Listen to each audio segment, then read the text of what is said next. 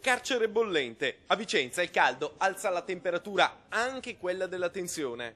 Perché noi siamo rimasti sconvolti nell'apprendere che ci sono locali importanti dove ci sono gli agenti che non hanno un minimo di aria condizionata. C'è una situazione all'interno insostenibile, per cui noi abbiamo chiesto alla direzione di procedere immediatamente.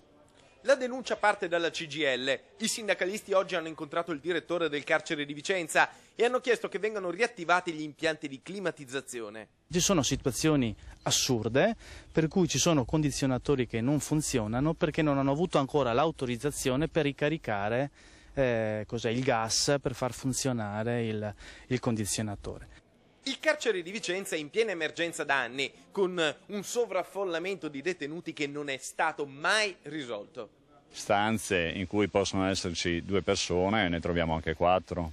Quindi è questo che va a incidere soprattutto sul malessere anche dei detenuti. Non a caso stamattina, prima della nostra visita, è successo anche una piccola rissa dentro.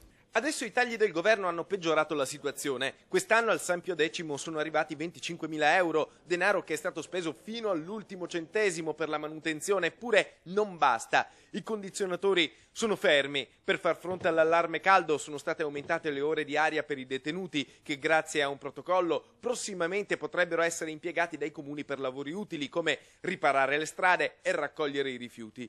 Ma per gli agenti di polizia penitenziaria la situazione è insostenibile e sono pronti anche a lanciare la protesta. Il personale davvero è stressato e non ce la fa più.